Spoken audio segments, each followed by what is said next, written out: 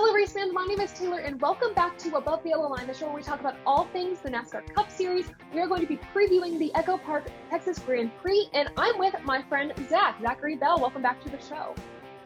Oh, great to be back. I think I'm on my third appearance now. I'm really in an exclusive club. You're like an honorary co-host, so thank you for having that title. I prefer the title special contributor. Okay, well, we'll put that in the title then. Yeah, I think that's working. Anything new with you? Anything new with the content you're putting out that you want to mention real quick? Nothing really. I mean, it was a very productive weekend for me at COTA in terms of getting to meet new people and putting the dipstick debates and racing refresh brand out there. So fingers crossed, I can bring some good content out there. You know, I think we have a little bit of a cross blend of listeners between both of our shows. So hopefully, you know, people that listen to you also listen to us or listen to me. And dipstick debates will keep churning out good stuff. I trust myself and Justin to do good stuff. At least I trust myself to replace Justin if he doesn't. I have to get Justin on the show at some point. But you mentioned you were at COTA. So we're going to talk about that, the fan perspective and the perspective of a fan at home, which I think we talked a little bit before this, and pretty interesting what I saw compared to what you saw or what I didn't see. So I first want to talk about the fan experience. What was it like actually being back at the track, you know, with maybe the protocols in place for COVID, or even just being back with people like at the track, fans, just the atmosphere? What was it like? Well, there really wasn't much in terms of the protocols left in place. A lot of it has to do with like the government within the state of Texas and not necessarily within NASCAR all the way. But like it was a good crowd. Like, I don't know, I would say close to 40,000-ish people were there for the Xfinity and Truck Series race. I mean, and the thing about the crowd is it was a very diverse crowd than what you're used to at a NASCAR race. I feel like there are a lot of people that are younger, more women, people of color at the race than you would, I think, traditionally see at a NASCAR race, which I think is a really fantastic thing.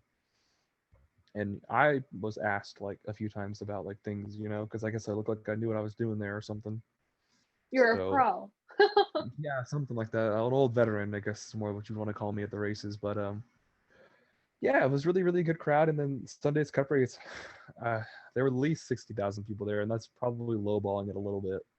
I'd say closer to 65, but like you could feel the energy. It was palpable. I have not been to a NASCAR race with that much like energy in it since the 2014 Fall Texas playoff race where oh wow, Brad Keselowski and Jeff Gordon got in that post-race fight. But you could really feel that this is like a big deal, like, and this is a big race, and it's important for the Nat fans and for NASCAR and stuff, you know.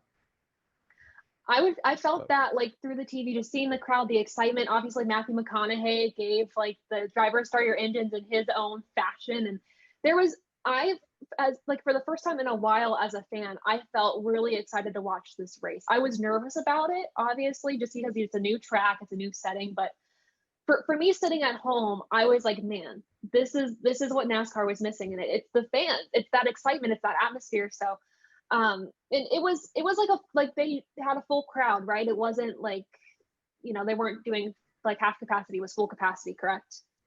They pretty much sold what they could, I think.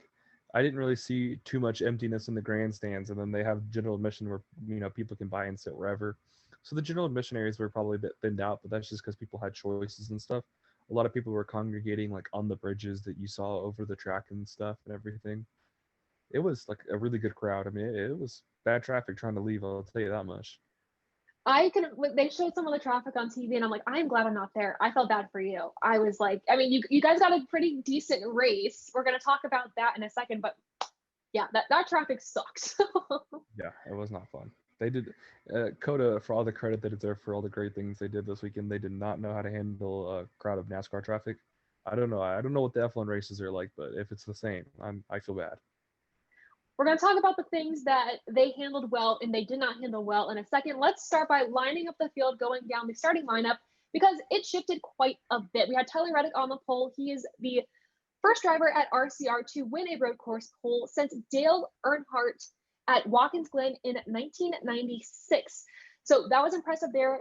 Tyler Reddick on the pole. Then we had 9 cars to the rear. Now it's on your screen. I'm not going to mention them all because that's a big list. I'm not going to do it.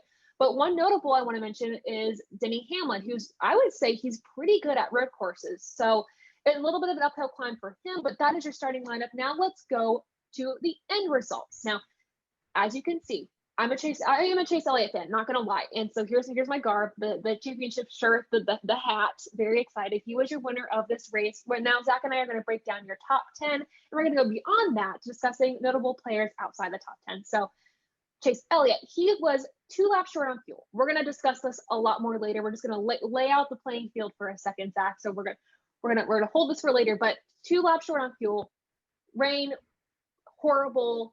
Had to call the race, red flag. It was done. This is the 800th Chevy win in HMS and Richard Petty Enterprises. Excuse me. They're now tied for the most Cup wins. Anything you want to say briefly, real quick, Zach? A really fantastic drive by Chase. I know a lot of people want to discredit it, but with the conditions in mind, fantastic drive. Speaking of fantastic drive, Kyle Larson in second place yet again. And we talked about this too before we started recording, but do you think that Kyle Larson would have beat Chase Elliott if this went green the rest of the way? He would have beaten Chase Elliott, yes, but I don't think he wins this race. I really don't. Who do you think would have won the race? It's Ross Chastain. He was very clearly the second best car on the track. I don't know if the TV did a good job of showing it, but from the naked eye, Ross Chastain was really one of the top cars all day. Like, this is not a strategy fluked into 4th place. If I'm jumping the gun, I'm sorry, but no, you're good. Yeah, Joe Logano, 3rd place. He's actually done really well at road courses these past few times. He's finished 2nd place in the past 2 road courses, and this one finished 3rd. So if you have a fantasy lineup that you do not discount Joey Logano like I do every single time. But yeah, Ross Chastain wheeled it. I don't think they gave him a lot of credit on TV, but I didn't see how close it was. Were you able to see how close he was to the lead at the track? Or like how close did it look? He was always off of Chase Elliott, but like, you knew they were talking. You had the radio broadcast playing in the track, so you usually could kind of hear it, and you knew that Chase was short, so you were kind of counting it off from Larson, and he was picking up time. He had the freshest tires of anybody on the track, so it was only a matter of time, I felt like. And 14 laps is a long time at COTA, a very long time. Yeah, and I feel like I remember looking at the laps in this race, and I was like, man, this is a short race. No, I mean, a whole lap is like over 2 minutes. It's almost 3 minutes around the whole track. Is that correct? It's closer to 2 in dry conditions, but with the rain and everything, it was like 2:15 or something, or 2:20 in the dry. It was about, I don't know, like I'd say like 2:30, 2:45 in the rain. It was quite a bit. I want to mention, so 4th place was Ross Chastain, 5th place was AJ Allmendinger, and 6th place was Chase Briscoe with his best finish of the season. This is his first top 10 in his NASCAR Cup Series career. But Allmendinger, you had picked him as your one to watch on your show, Dipstick Debates. Is that correct? Yes. Never ever. AJ never fails. He's just that nice old reliable that I can trust so dearly on these road courses. I'll stop picking AJ Allmendinger when he stops racing road course races. That's my philosophy. He's just so good. He always comes back for the Cup Series races for the road courses these past 2 seasons. He elevates his cars. He elevates his equipment. He really does. And he does great in the colleague racing. It almost like in anything, really, all the races that he does on the Xfinity side of things. Yeah. For me, a championship contender on that side, in my opinion, in my humble opinion. But let's move. What's that? Oh yeah, he is. Oh yeah, is he your pick for the championship? He was my pick going into the season, yeah. Oh, well, I don't think that's a bad pick. Speaking of championships, the Daytona 500 champion Michael Mcdowell in 7th place. A pretty good day for him. 8th place, we have Alex Bowman. He wasn't in a position to win. I feel like he sort of was. Near the end of the race, of course, he had to pit, and then that gave Chase Elliott the lead. But the Hendrick guys, they're doing really well this season. And I think road courses, I don't feel like I expected Alex Bowman to do as well as he did Sunday. But am I wrong? He's a weird road course racer in the memory of things. Like, he had done weirdly well at the Charlotte Roval up until this past year, but he had never really shown up anywhere else. I don't think Alex Bowman's like some great road course racer, but I'll say this. It was a wet, rainy racetrack, and Alex Bowman grew up dirt racing. So anybody that had a dirt background or has this proficient, prolific road racing background was going to have a huge advantage on Sunday. And that's what showed up throughout the top 10. Look at the guys in the top 10, then look at the guys in the top 5. Think about how many of them are dirt racers or road racing backgrounds. That's actually a really interesting point. Literally, Larson, yeah. Larson's dirt, Briscoe's dirt. Wait, who are we talking about now? Sorry. Bowman, Reddick, Bowman, dirt. Reddick's dirt. Kyle Busch has done McDowell, some dirt. Mcdowell, Allmendinger, Elliott, all great road course racers. And the only guy that sticks out is Joey Logano and kind of Kyle Busch, but like even Chase Elliott has some dirt experience as well. Actually, that's real. So next time we do like a race in the rain, that's something that we have to look out for. I did not notice that. Thank you, Zach, for bringing that up. Well, that's a really cool kind of fun fact tidbit there to look at in the future. Speaking of, dirt guys with dirt experience, Tyler Reddick finished 9th. He started on the pole, as I mentioned. He had a good run, and then he spun at the end of the race. But I mean, he did pretty exceptionally well today. I think he's consistently getting better and better as he goes along in his Cup Series career. Oh, absolutely. I was really excited when I saw that he won the pole. I had high expectations. I was like, oh, like maybe it was Tyler Reddick's first win. I was so excited. I don't think we were in position to see him win his first Cup race on Sunday, but I think he was having a top 5 effort until that spin. He was, I forget what position he was in at that time. Like, I think it was 5th. Yeah, man, I wanted him to finish in the top 5 so bad. So rounding out the top 10, Kyle Busch, who, if he stayed out just a little bit longer, I don't think he was able to, because he was on the same pit strategy as Chase Elliott with 2 laps short on fuel, finished 10th. He was able to come back into the top 10. Like, that's just Kyle Busch for you. You have an issue, he's still going to wheel it to first place or like top 3 or top 10. So finished 10th. Anything you want to add to that real quick, Zach? Nah, just Kyle Busch looked really great all weekend. Do you think he had the best car? Okay. I do. It was him or almost like Joey Logano. I think when the conditions got so wet, it was really just came down to Kyle Busch and Chase Elliott and Kyle Larson. But man, most consistently good car throughout the day I thought was Kyle Busch. I really did. He also won the Xfinity race, like dominated almost the entire race, I would say, and he did phenomenally well. He dominated the entire race except for the end of the stages, which College Racing won. But that's just Kyle Busch being Kyle Busch in the Xfinity Series. Who cares about the stage wins, right? Exactly. The only thing that matters is checkered flag at the end of the race. Kyle Busch. Trophies and vows. Exactly, trophies and vows. I want to talk about some notable finishers outside the top 10. Right outside the top 10, my biggest disappointment, and one of the reasons why I wanted this to stay green, William Byron. The streak ends. The streak dies. That top 10 finish, 11 straight top 10s in a row for William Byron, ended on Sunday, finished in 11th. Zach, streaks die. They have to die. The one from Matt Benedetto of him finishing better and better every time. He could only finish in first, to make his streak better, finishing better and better. But that has to end. Are you disappointed as I am, or is it just like, we move on? I think it's cool, but like, I don't really, I'm not like that upset. Like, I wouldn't, if I'm William Byron and I'm Hendrick Motorsports, I'm not beating myself up about finishing a race in 11th place with a torrential downpour at the end of it, and a wonky ending. Like, it's not like the car failed him at all. It's not like he failed as a driver or Rudy Fugle failed on the pit box, really. It was just the same thing that got Chase Elliott a little bit lucky, got William Byron a little bit unlucky for keeping that streak alive. I definitely think he was a top 10 caliber car all day. I would agree with that. Kudos to all these drivers, and we're going to talk about some of what the drivers said about these conditions a little bit later in the show, but I would not drive in that. I would park my car and be like, sorry, I'm not doing this. It was dangerous. It was treacherous, and like seeing the footage of like the drivers and the helmet cams, never. You couldn't see a foot in front of you. So kudos to the drivers. I want to talk about finally in my list, unless you want to bring someone else up, Austin Syndrick. Now, I thought at the beginning of the race that he was going to win this to be in the top 3.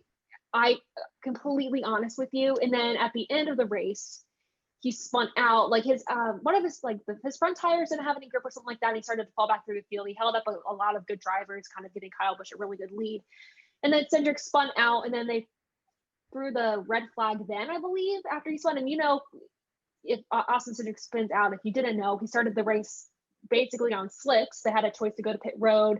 Well, they went to pit road. put on rain tires. Then you had the choice to come back basically and put on slicks or rain. And he raced like 6 laps on slicks. 7. Nobody else was able to do that. 7 7 laps. Yeah, and so if Austin Syndrick fans, like 3 or 4. Austin Syndrick would have won stage 1 because I don't think he was pitting at all for the wets until the end of the stage. I think he would have. Really don't. Yeah, I mean. You think he would have? I don't think so. Oh no, I don't think he would have pit. I think he would have won the stage. I agree with you. Yeah. I agree with you. But like, no, there was no chance he was pitting that car. Like that is, I mean, impressive from Austin Syndrick. We know he's going into the Cup Series next year. Don't know what's happening on that end, like what car he's going to be in. I know Wood Brothers was like what they said, but gosh, like I'm excited to see what he can do in a Cup car next year. So that is your finishing order. Zach, anyone else you want to mention? Anyone else? Nah. I mean, the Dnfs and stuff are like notable, but I'm sure we'll hit them up. I mean, they're a bit of a unique circumstance of Dnfs mostly this week.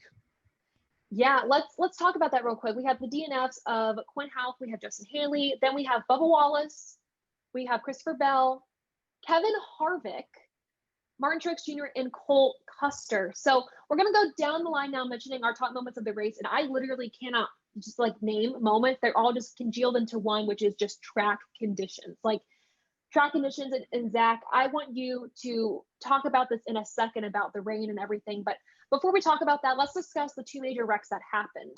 We have the one with Harvick, Bell, Wallace, and Ryan Blaney, who was able to continue in the race around like lap 19.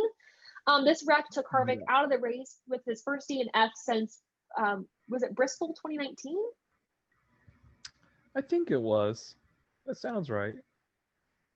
A long time since Harvick DNF from a race.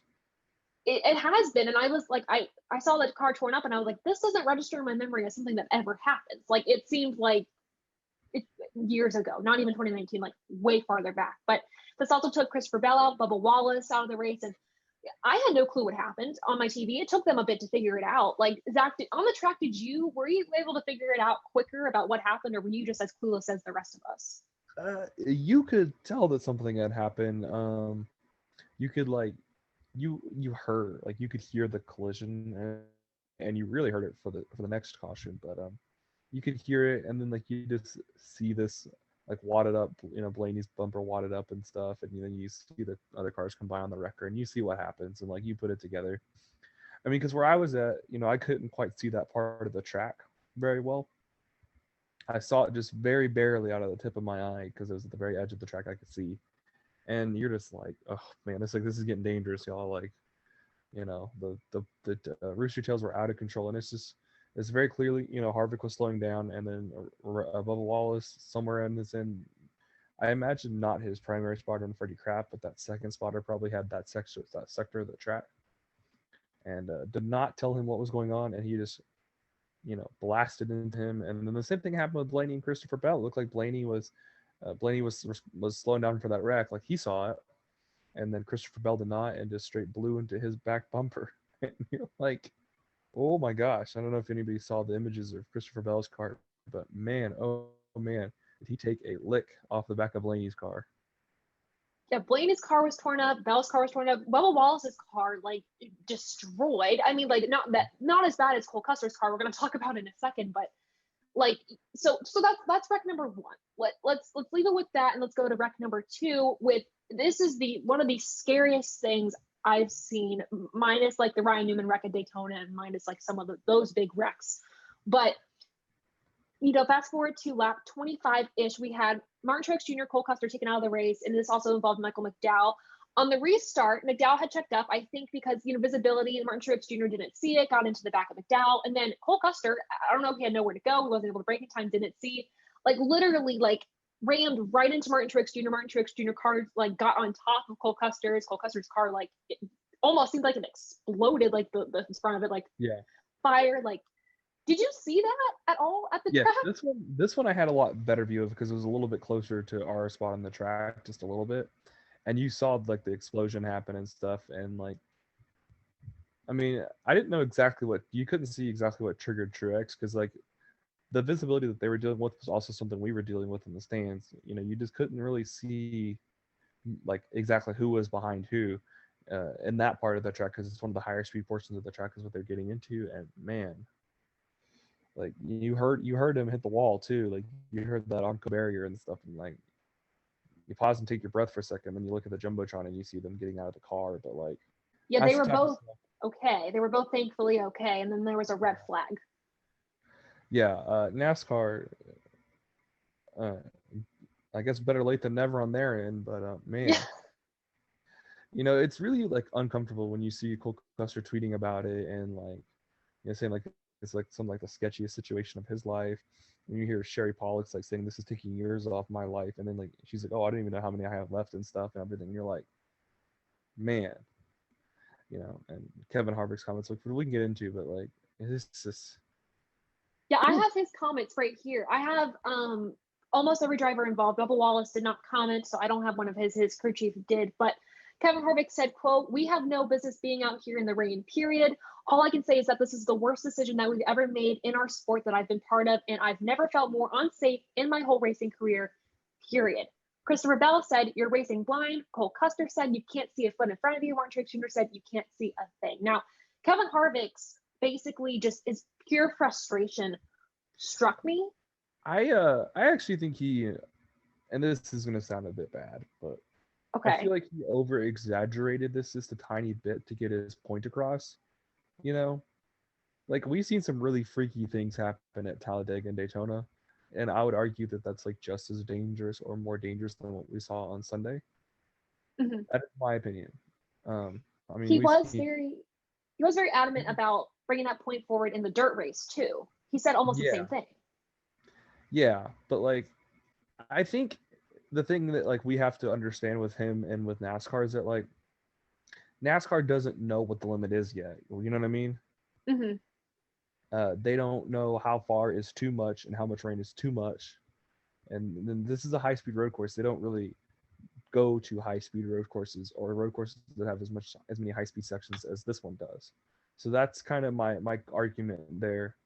Kevin Harvick is completely valid, and he's probably right. This is probably um, racing this far into the rain is probably the dumbest thing. And like we don't have all the radio chatter, so we don't know exactly what the drivers were saying to NASCAR or about it. But in NASCAR's defense here, they don't know the line yet, and I don't know how And we're supposed to expect them to know the line. And they crossed it, and they tried to rectify it as soon as possible. Um, I think we should be more critical of NASCAR for the Truex and Custer caution than anything with the Harvick caution. Like, what is NASCAR supposed to do?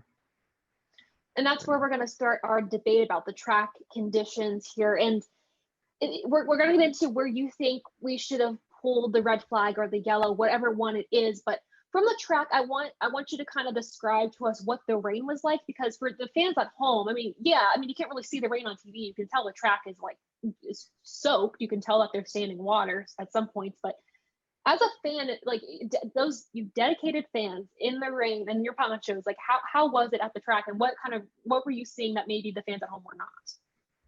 Well, the thing like that's weird was so it was not raining at all really on Sunday until they were rolling around in the pace laps.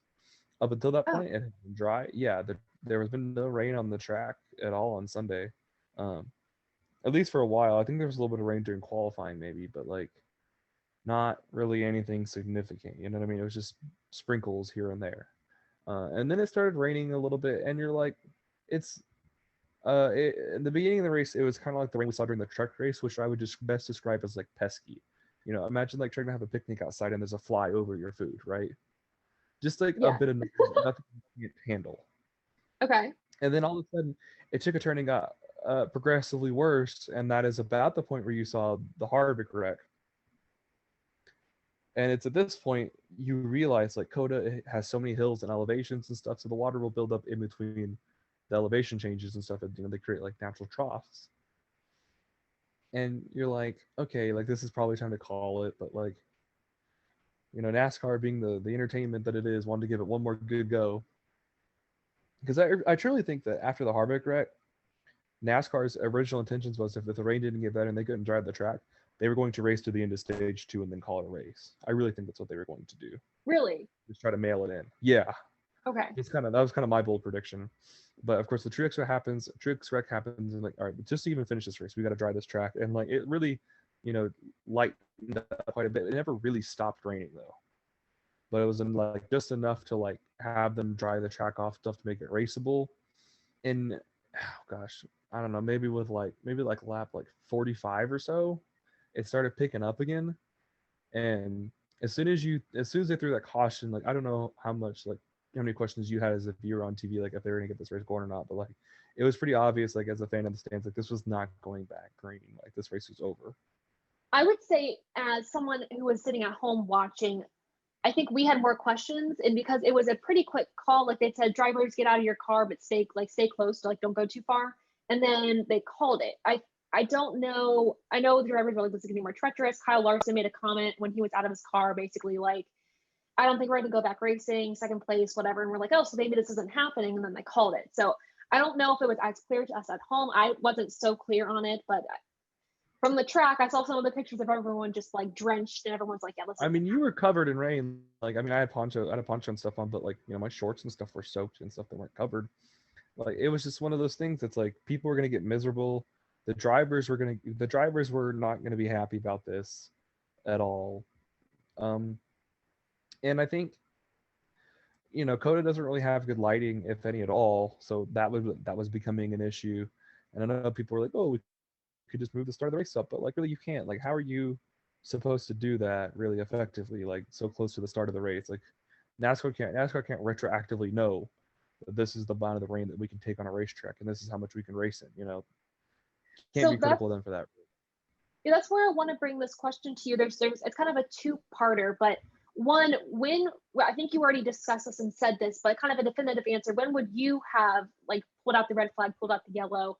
And then also, second part to that is from a fan perspective, because I've mentioned this before on the show, we are not mechanics. We don't work with cars, but what do you think we could do to the cars, keeping in mind the next gen car is probably better fit to run these road courses, but what would you do to the car, or what would you have NASCAR have done to better, get the track ready after a stage, or maybe put the light on the back of the car instead of inside the car? Like, what would you have done? So kind of two-parter question for you. NASCAR called it, I think, as late as they could on the caution. I really do. I mean, I said it earlier. I think that cars spin out like right in front of me and turn 18 to 19, and that's a part of the track where you're in first gear. You're not shifting up at all coming from that part of the track. It's a fairly slow portion, but you can hear them throttle up and back down. I don't know. Maybe they go to second gear. Sorry, maybe they go to second gear, but like it's not a very high speed portion of the track, and you just see guys, blowing the corner, spinning out and stuff in there, and it's like, this is the time to call the race. NASCAR, I think, like I said, push it as far as they could without putting themselves in another Martin Truex Jr., Cole Custer, or Kevin Harvick sort of situation again. I mean, they could have called it a little bit sooner, but I think, people might have had a bad taste in their mouth. I think calling it when they did it was the right choice. Like, the racing, I think, had reached its potential to be entertaining without crossing that uncomfortable line of being dangerous. For dangerous in terms of like you feel uncomfortable watching it. It's so dangerous. And you didn't reach that point at all? Do I think that they reached that? I mean, I thought that they reached that point where it was a bit uncomfortable after the Truex and Custer wreck when you saw the fire and stuff. I mean, like, like you don't really know everything that's going on at the racetrack. Like who's safe? Like, are they safe? Are they not? Like, you don't really see that at first. They give you a much better picture of it on TV than they do at the track. And it's just like, you have to like you're watching them and you're like, oh man, like, am I comfortable like watching this like continue to go on? Like, is this going to get worse for these guys and stuff? And I just think that I commend the drivers most of all for trying so hard and stuff and putting on as good of a show as they did, because it really was a fantastic race, and it'll probably be tainted by a lot of people because of this rain and NASCAR's officiating, but it really shouldn't taint too much of how you feel about this. Like. And I want to talk about the end of the race. I want to assess the end of this. We already talked about, Chase Elliott won. We talked about, Kyle Busch short on fuel, Chase Elliott short on fuel. We broke this down already. They pulled the flag. Kurt Busch spun. We had Syndrick spin.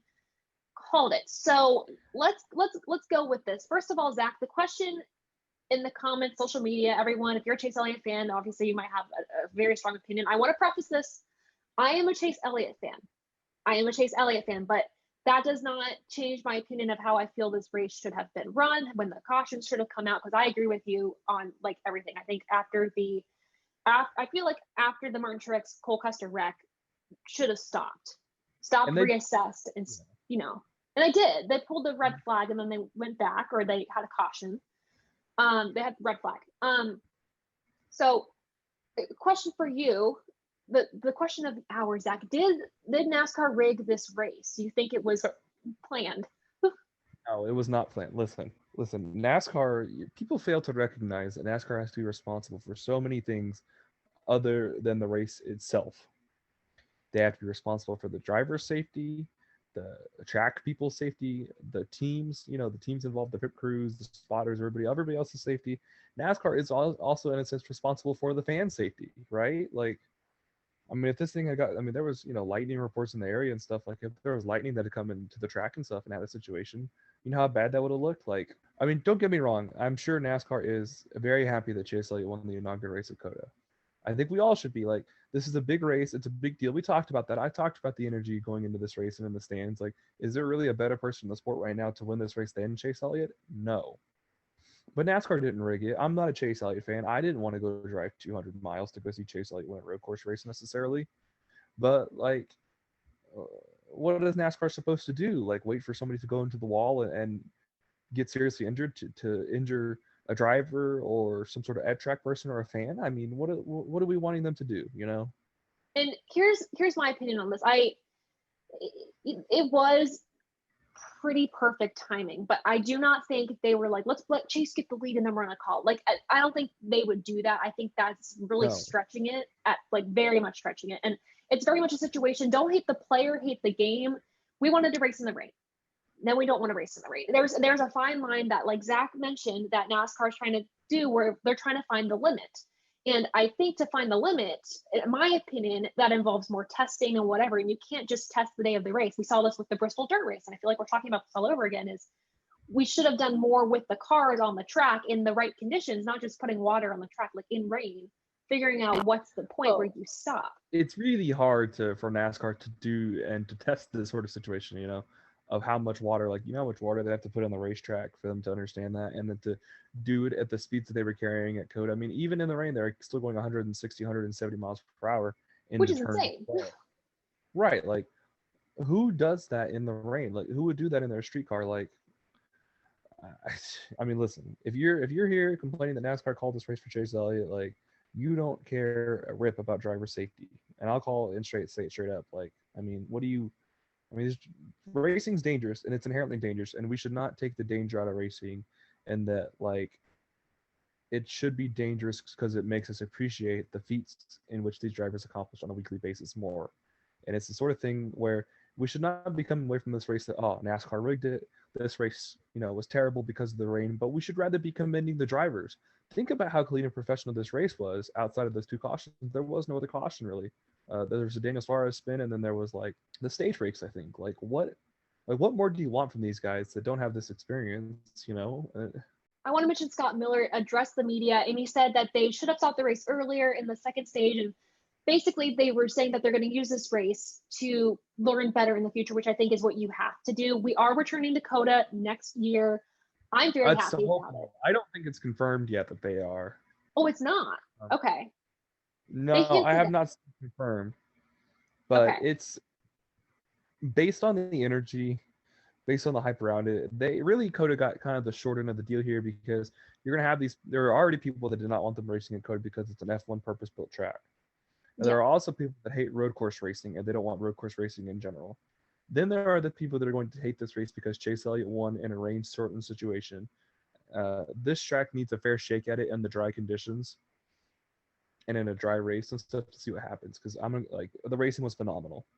I'm actually a bit concerned that the dry race might be a little bit worse, but the Xfinity Series race outside of Kyle Busch I thought was fairly entertaining, for example, and that was a race fairly in dry conditions, in fairly dry conditions. So I don't know why people would not want to give this another chance. I mean, if we're all you're praising the Bristol Dirt Race and wanting to give that another chance, that COTA should absolutely get another chance.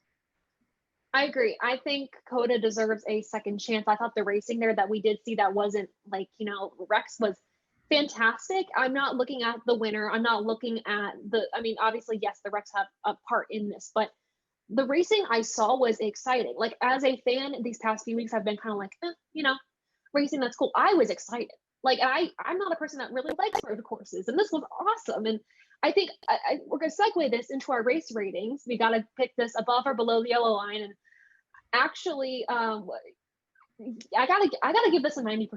I really, really enjoyed racing here at COTA. I would agree with you. Maybe like racing in the drive would make this race a little less but driver safety is important.